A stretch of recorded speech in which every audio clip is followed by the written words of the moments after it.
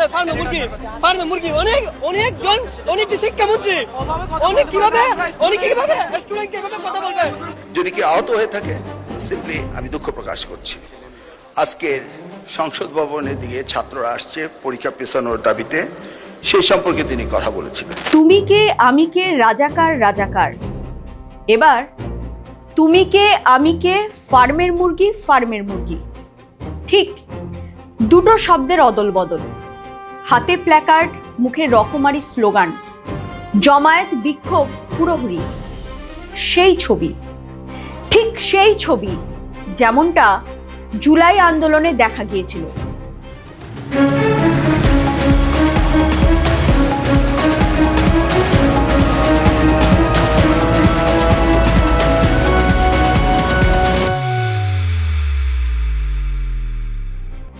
দেশের জাতীয় সংসদ নির্বাচনের আগে ও পরে নেতাদের বলতে শোনা গিয়েছিল, প্রয়োজনে আরও একবার জুলাই হবে দেশে।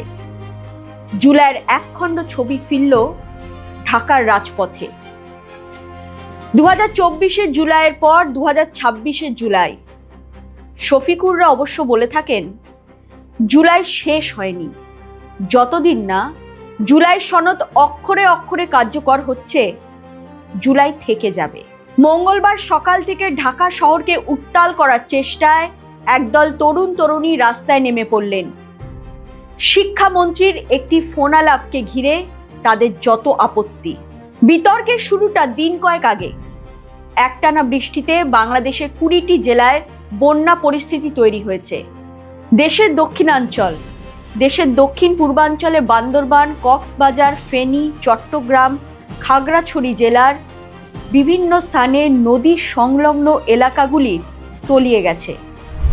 হিসেব বলছে মাত্র 9 দিনেই বন্যায় কক্সবাজারের 7 লাখের বেশি মানুষ ক্ষতিগ্রস্ত হয়েছে। দুর্যোগের মধ্যে এইচএসসি পরীক্ষা বাতিল করেনি সরকার। ক্ষোভ তৈরি হওয়াটাই স্বাভাবিক।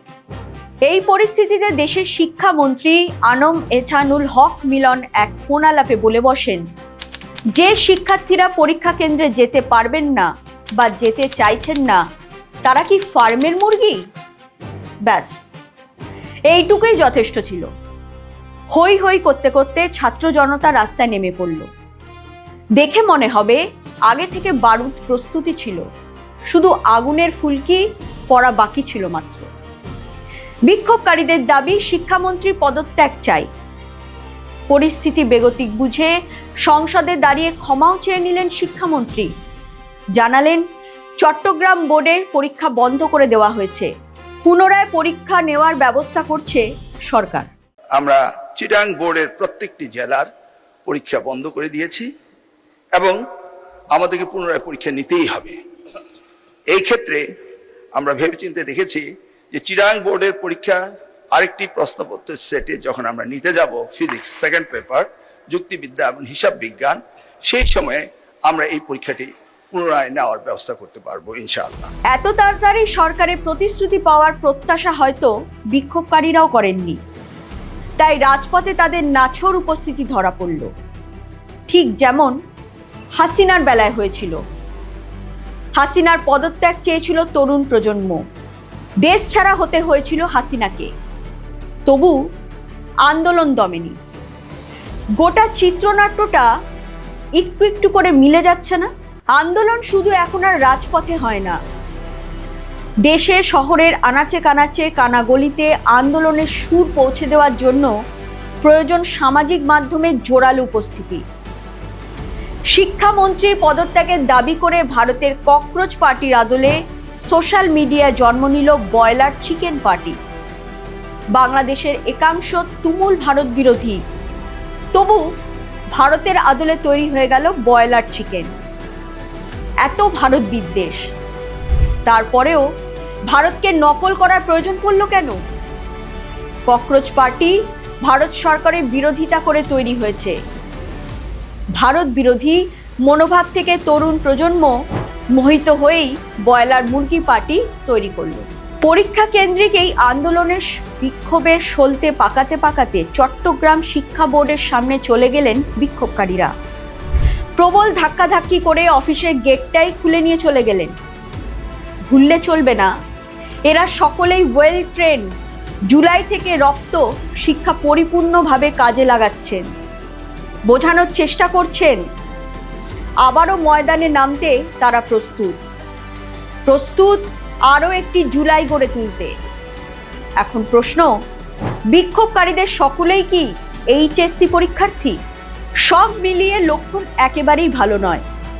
দেশকে ফের জুলাইমুখী করার এক নোংরা চেষ্টা চোখে পড়ছে। হাসিনা সরকারের মতো বিএনপি সরকারকে হটানোর ছক স্পষ্ট।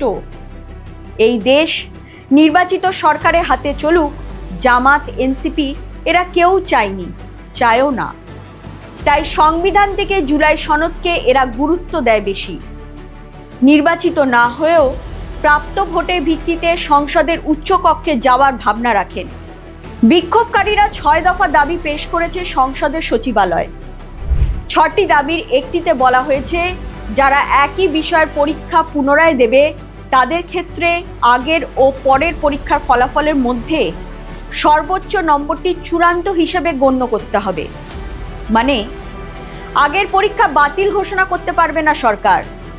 আরেকটি দাবিতে বলা হয়েছে, পূর্ব ঘোষণা ছাড়া প্রশ্নপত্রের ধরনে পরিবর্তন আনা হয়েছে, তাই এই বিষয়টি বিবেচনা নিয়ে পুনর্মূল্যায়ন করতে হবে।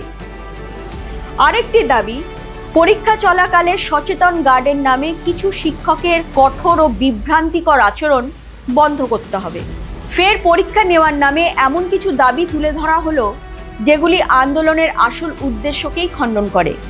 কারণ আন্দোলন বিক্ষোভ হয়েছিল পরীক্ষা বন্ধের দাবিতে, শিক্ষামন্ত্রী পদত্যাগের দাবিতে, কিন্তু দেখা যাচ্ছে পরীক্ষার্থীদের দাবি অনেক বেশি রাজনৈতিক। এখন প্রশ্ন, পেছন থেকে ইন্ধন যোগাচ্ছেন কে বা কারা? জামাত আমির শফিকুর হাঁটু জল ভেঙে বন্যা পরিস্থিতি দেখেছেন ঠিকই, কিন্তু এই দাবিগুলি তুলে ধরার পেছনে এই ছবি কি যথেষ্ট ছিল? আন্দোলন চালিয়ে নিয়ে যেতে মরিয়া জেনজি, তারা পথে নেমেছে ঘরে ফেরার জন্য নয়। একটি ইস্যুকে হাতিয়ার করে তারা সরকার বিরোধী রাজনীতিতে পা গলিয়ে দিল দিব্যি। বিক্ষোভের মাঝে শোনা গেল জয় বাংলা স্লোগান, জয় বঙ্গবন্ধু স্লোগান। এরা কারা? এরা কি আওয়ামী লীগ? দেশে আইন করে আওয়ামী লীগ নিষিদ্ধ করা হয়েছে। তাদের নেত্রী শেখ হাসিনা ডিসেম্বরে দেশে ফেরার কথা জানিয়েছেন। এই পরিস্থিতিতে কোনো রকম ঝুঁকি কি নিতে চাইবে আওয়ামী লীগ? তাহলে এরা কারা? ভিড়ের মধ্যে থেকে জয় বাংলা স্লোগান তুললেন। হাসিনা সরকারের মতো বিএনপি সরকারও কি গুপ্ত রাজনীতির শিকার হতে চলেছে? তরুণদের এই বিক্ষোভ আন্দোলনকে আগের মতো খালি চোখে দেখছেন না দেশবাসী। অনেকেই শিক্ষামন্ত্রীর পাশে দাঁড়িয়েছেন। এই শিক্ষামন্ত্রী ভালো, আপনি তাকে মনে করেন সুযোগ দিতে হবে আগামী দিনে যেন তারা ভালো করতে পারে। তবে এই শিক্ষামন্ত্রীর কোনো বিকল্প নেই। সে আগেও যখন শিক্ষামন্ত্রী 2001 থেকে 5 পর্যন্ত ছিল, সব জায়গায় পড়াশোনা ভালো হয়েছে। এটা যুক্তি, 100% যুক্তি। বলছে কি যে আমার মেয়েটা তো ফার্মের মুরগির মতন, একটু বৃষ্টি হইলে গায়ে জ্বর আসে, ওইটা বলছে। এগুলির নাটক দিয়ে মার্কেটে এই রোড গার্ডে গন্ডগোল করাচ্ছে। এদিকে বিক্ষোভে রাজনীতির রং লাগাতে ছাত্রদের উস্কাতে মাঠে নেমে পড়েছেন হাসনাত, সাবেক চিফ প্রসিকিউটরের মতো ব্যক্তিত্বরা। আন্তর্জাতিক অপরাধ ট্রাইব্যুনালের সাবেক চিফ প্রসিকিউটর তাজুল ইসলাম বলেই ফেললেন, যাদেরকে ফার্মের মুরগি বলা হচ্ছে সেই জেনজি আবাবিল পাখির মতো হয়ে শেখ হাসিনার মতো একটি দানবকে দেশ ছেড়ে চলে যেতে বাধ্য করেছে। এমন মহাকাব্যিক বিপ্লব দেশে কোনো রাজনৈতিক দল বা রাজনীতিবিদ করতে পারেননি। জেনজির জয়গান গাইলেন হাসনাতো। তবে কি ডিপ স্টেট? দেশ কি আবার পরিকল্পিত আন্দোলনের দিকে ঝুঁকছে? যে ডিপ স্টেট বাংলাদেশে জুলাই তৈরি করেছিল, আন্দোলনের আড়ালে নাহিদ হাসনাতদের কোটিপতি করেছিল। 2024-এর জুলাই থেকে বর্তমান ঘটনার পরম্পরা দেখলে বোঝা যায় ডিপ স্টেটের খেলা এখনো বাকি, রং বদলেছে শুধু। ডিপ স্টেট একটা কট্টর উগ্রবাদী দলকে ক্ষমতায় বসিয়ে পুতুল সরকার গড়ে তুলতে চায় নিজেদের স্বার্থে ও রাজনৈতিক স্বার্থ সিদ্ধির জন্য। এক্ষেত্রে বলা যেতে পারে আওয়ামী লীগকে নিষিদ্ধ করে বিএনপি নিজের পায়ে নিজেই কুড়ুল মারল, নির্দিষ্ট একটি রাজনৈতিক দলের উত্থানকে সহজতর করল এবং বিএনপি হয়তো মনে করছে সব সামলে নেওয়া যাবে।